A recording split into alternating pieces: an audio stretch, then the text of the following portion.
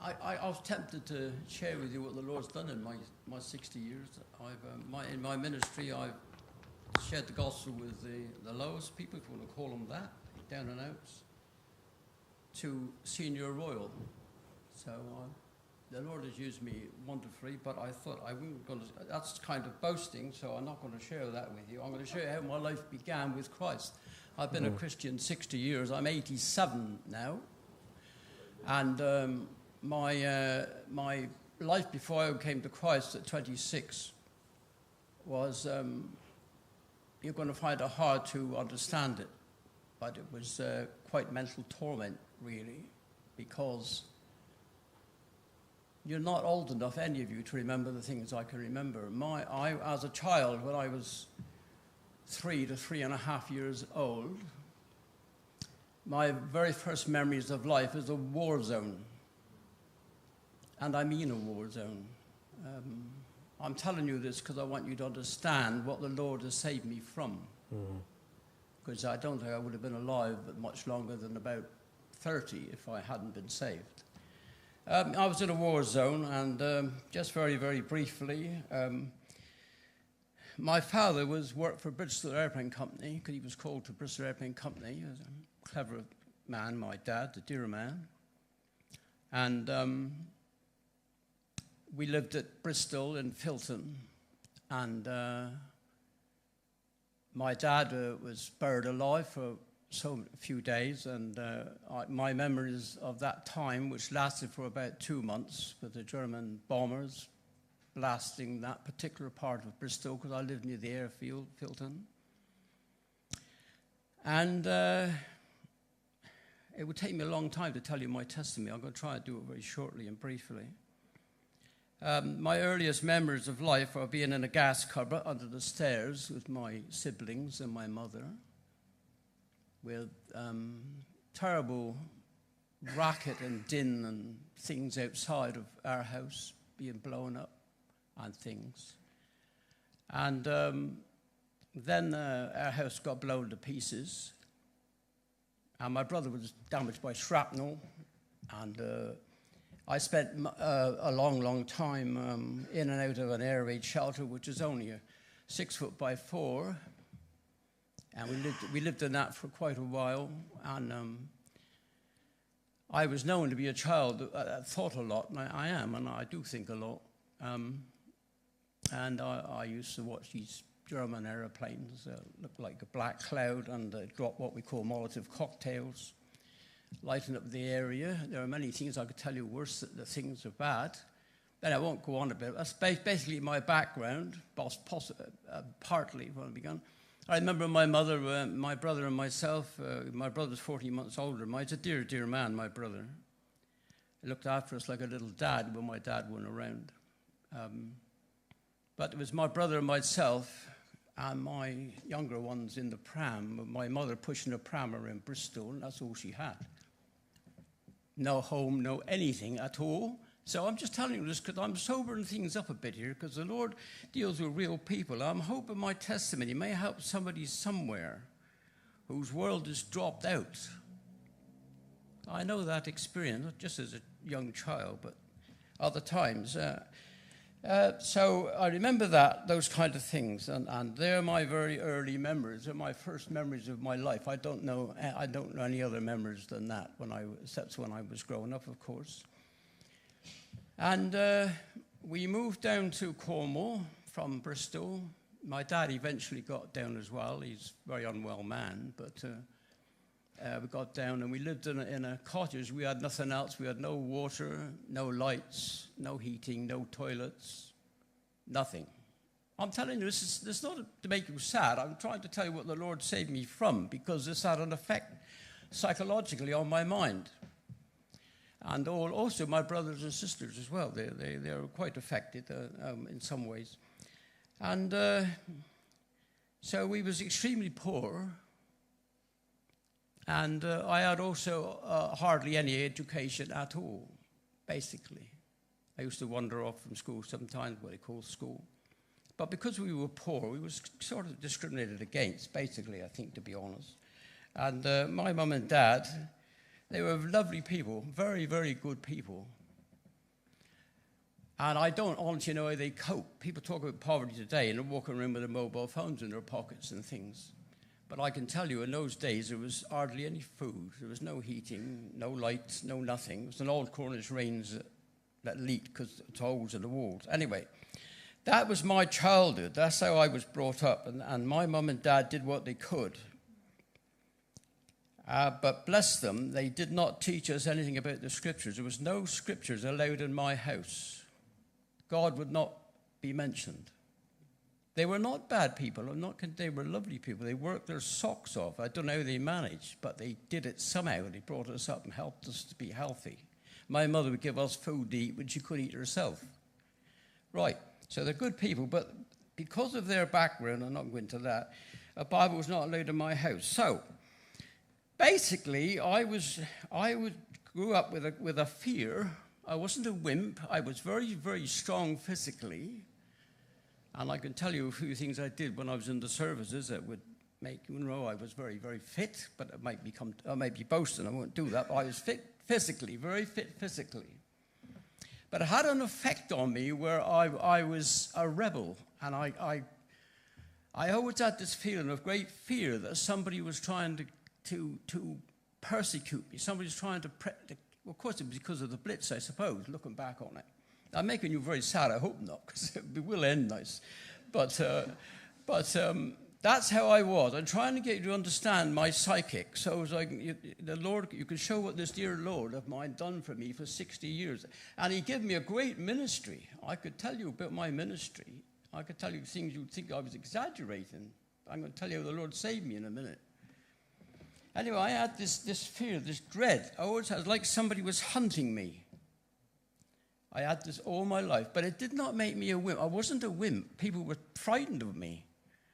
I was the gang leader in my school and things like that, and I was very, very tough, strong. But I couldn't trust people. I didn't hate people. I didn't hate anybody. But I would protect myself. And I always had this fear. I'm trying to tell you what I was like. Okay. So now I've got to be very brief. Can't take all Joel's time. But then I did a stupid thing. I joined the Royal Navy. Now, I joined the Royal Navy at the very lowest of the lowest because that's what I was. I never had any education or anything at all. I had nothing. But I scraped through and I got in. They did accept me. I'm not sure they wanted me, but I got in. I was only 15. And I left home and I joined the Navy. And I was in the Navy for 10 years. Well, my life spiraled downwards. I won't tell you the things I'd done. I'm not going into all that detail. Don't do you any good, don't do me any good. The things that were bad, my life spiraled downwards. And I was a rebel. And I didn't like the Navy. But I couldn't get out. Once those days, once you signed on, you had it. And I was in there for 10 years. But, in all fairness to me, I did do very well at my job. And I was trained 2 or 3 times I was trained with the commandos twice to a certain job. And so I was tough, very tough. And I could do assault courses like anything. But I had this fear, this terrible fear, and I couldn't, even the Navy couldn't work out what was wrong with me. Anyway, eventually I left. My hobby was fast motorbikes. And I used to race anything and everything. My ambition was to race in Isle of Man. I never got there, but that's what I used to do. And that's what I was like. Anyway, basically, I hope it gives you a little bit of a picture. And then my life was to change. Because through circumstances which are strange, I can't explain to you at the moment, I met this lovely young woman. Well, she's my wife now. We got married, so I'm going to embarrass her a bit. I'll tell you something. I don't know why she went out with me, I don't know, but she did. Well, she went on the back of my motorbike, and she loved my motorbike. That's fine with me. That was lovely. Anyway, one day, I cut a long story short, I dropped her off at her house, and she said to me, I want you to go to church with me. I said, church? I'd never been to church in my life. I go to church. And I sort of smiled a bit. She's a lovely girl, actually. Smiled a bit. But what impressed me about her was not only was she very good looking, actually, which was interesting, but her character was something exceptional. There was something about her. Sorry, Julia, I got to embarrass you, dear. There was something about her character, everything about her was totally different to anything anybody had ever seen before. I couldn't understand it. I thought, you can call it what you like, but that was her character. She was lovely. And actually, in 60 years of marriage, something like that, I've never heard a bad word from her, actually, to be honest. But anyway, I said, no, I don't go to church. So I roared off on my motorbike home. I went. When I got home, I thought, that was a stupid thing to do. And quite ignorant. As typical you, Claude, you're an idiot, which I am an idiot, by the way, I admit that. I thought, what a stupid thing to do. And then I was thinking about her, and I thought, why is it about this girl? What's different? What is it? I thought, hang on a minute, it's got something to do with her church. Then I thought, I know what I'll do. If she sees me again, I didn't know she would. If she sees me again, I would say, yeah, I'll go to church with you. Anyway, cut a long story short. She did see me again. Straight, well, we got married eventually, and I went to her church. Well, I went to the church was the Brethren Assembly. Now, I think it was the biggest Brethren Assembly in the southwest. That's from Bristol down. I think I'm right in saying that. It was big. I went to her church, and now I'm going to jump something. Now, I was there for 20 years. I'll come back in a minute. I was there for 20 years. I'll tell you something. The Brethren, I can't speak high enough of them. They are people of the book. They are people that their knowledge of the Old Testament, the prophecy, the types and shadows, they call it, and all that, they give me a foundation once I got saved. I wasn't saved yet, by the way. Once I got saved, that stood me in good ministry for my ministry in London and other places where I've had to deal with all sorts of religions. Even Muslims and all found me impossible to defy, because I could dismantle their religion because of the Brethren and things anyway. So the Lord put me in that. Now, I come to my conversion very quickly. How long have I got, Joel? Keep going, bro. You've got as long as you want. Oh, right. He's a good preacher, this guy. I don't want to take him his time. What do I get to? Anyway, there was a Youth for Christ meeting held in the ambulance hall at Redruth, which is now knocked down. And Julie was in the choir there, and she said to me, "Well, go to this meeting with me." So I went anyway. Now, there's a preacher there called John Blanchard, and he was preaching. I didn't understand what he said very much, to be honest, but because I'd seen Julie and her loveliness, sorry, my love, but that's what you are, and the people I met in 4th Street Hall in Camborne, the big assembly, because of these dear people, I thought, there's something wrong with me. There's something missing. And I didn't understand what this here man was saying too much. But I was a wild card, you see. And I knew nothing about Scripture. I went forward at this meeting. The man who counseled me didn't know what he was talking about, basically, I don't think. And I wasn't sure what he was on about. But nevertheless, the Lord entered my heart because I asked him to come into my heart, even though I didn't understand anything about it. Now, how did I know that happened? Because for some reason or other, I suddenly got a love for Scripture, and you couldn't keep me out of churches. I used to go everywhere. And Julie would bear me up in this, and I evangelized from the time I was first saved. And I didn't know what I was talking about. But I told people what I knew. I wanted to tell everybody what I discovered, because the Lord had helped me, and I didn't understand much. Well, now, here's something I'm going to share. I was very physical. Very, very physical. I was strong. I might be not very big, and I'm old now. I'm 87, but I was quite something when I was young. And I've done a few assault courses and things. I knew what I was doing. Anyway, So I used to tell people everything, and this guy, he was bigger than me as well. I'm not a bully, he's bigger than me. And I was telling him about this here, and he said something very insulting to me, and so I hit him. And he went down on the floor amongst all this rubbish. I was just going to move in and finish him off, and suddenly I had this conviction on my soul, terrible conviction. I left, I didn't do anything. I went home. And I don't know, a couple of weeks or something, the Lord disciplined me by taking away my strength. My nerves I cracked up, basically. I'm telling you these things because I'm being honest with you. I know we've had a nice meeting, everybody got to be joyful and happy. I know about that. I could take you through my 60 years and tell you how kind the Lord had been to me. Anyway, I broke down. And this is something for somebody like me to admit. I cried my eyes out like a baby. I was absolutely crying my eyes out. I was really down. That's it. I thought, well, I've blown it now, whatever it was. Here's a strange thing. Some figures came into my head, 16, 22, like an audible voice. 16, 22. And I was terrified. And I said, Lord, what do you mean? And then this voice spoke in my head, John. And I thought, what's that? I wasn't sure, but I'd been to 4th Street and I did know a little bit, and I learned this.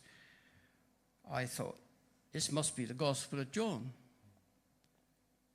Chapter 16, verse 22. And I'm going to tell you now, I'm telling you this in the Lord's pulpit, I was terrified.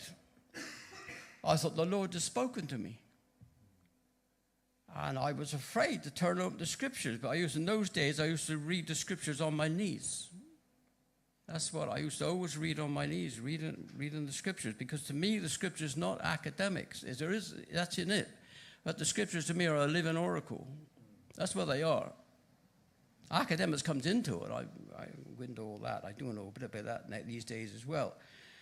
But I turned to the scriptures, John 16, 22, and this is what it said.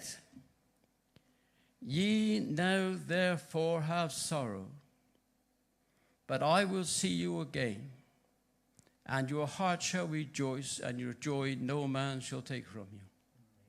God had restored me, brought me back, and given me this direct scripture. Now, time went on, and then the Lord led me to 2 books, and I hardly knew the scriptures, but this is what I want to tell you. I'm telling you how kind the Lord is and how good he is. And if somebody happened to be listening to me sometime, somewhere, not now because people are all Christians, I suppose, somebody young who's bottom, the world is falling apart, commit yourself to Christ, even if you don't understand that. The Lord led me to 2 books, which Christians hardly read. He led me to the book of Job. I love the book of Job. God led me to the book of Job. I read it and read it and read it and read it. And what God was saying to me was, the valley is deep. He did not take away my nervous situation. I've been like that for 60 years. I'm prone to a breakdown if I aren't careful. I have to be very careful.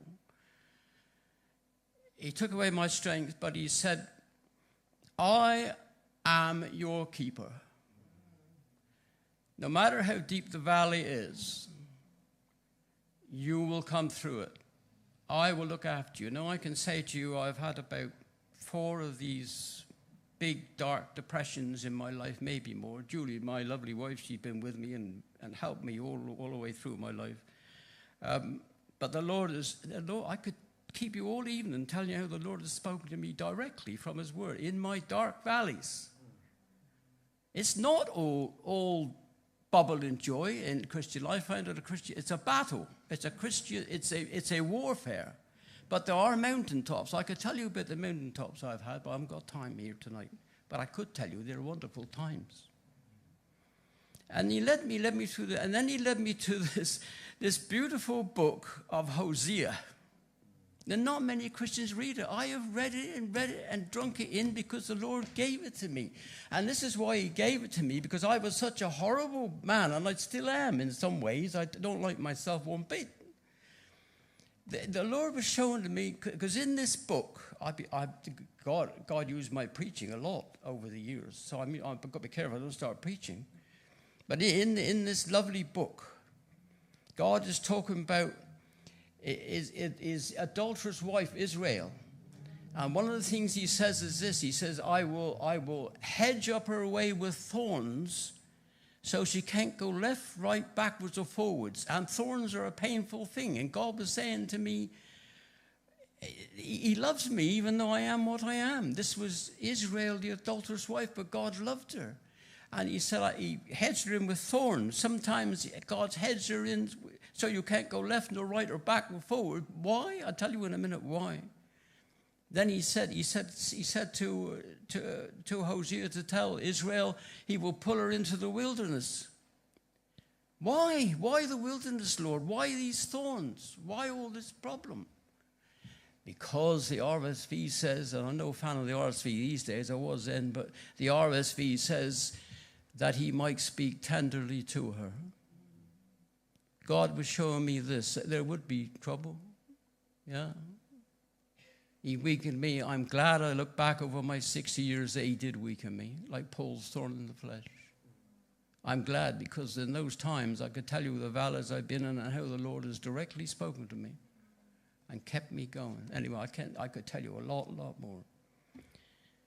All this prepared me for part of my work he called me to. I worked amongst the down and outs.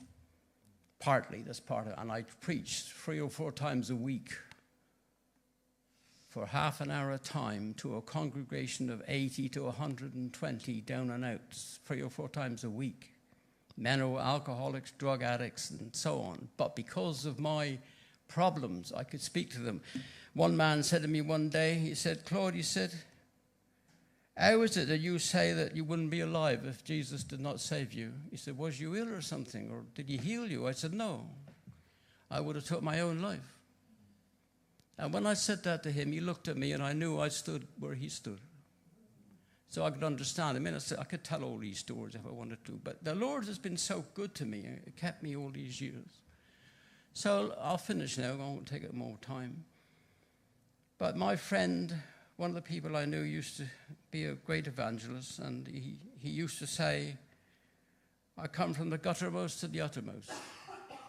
As far as I'm concerned, I've come from the guttermost to the uttermost. Maybe you've achieved more than me. I'm not talking about that. This is comparisons. I came from the scrap heap. And the Lord has as he even had me, share the gospel with a senior royal and various MPs, 2 chancellors of the exchequers. I took the funeral of London's greatest criminal. There was a miracle at that funeral. Anyway, I could tell you all these things. I've done lots and lots of things. And even before I went to London. But from the guttermost to the uttermost, let me put it this way now, if I can. The uttermost is yet to come. I stand with the Apostle Paul. Apostle Paul says, forgetting the things that are behind, I press on towards the goal. What goal? For the prize. What prize? The prize of the upward call of God in Christ Jesus. Look, beloved, I am 87. It's very likely in a very short time, not far from now, I should go through the veil of death, possibly. But if I do, I should be translated into the presence of the Lord. But not only that, don't be surprised the way the world is now with our leaders and with the weapons that we have now. And I'm familiar with these things, being in the services and what have you. Don't be surprised if the rapture doesn't happen before. And you and I, here now, we shall be raptured into the presence of the Lord. I shall be translated one day into him that saved me 60-odd years ago and has kept me all this time. Okay, well, that's roughly my testimony. Thank you.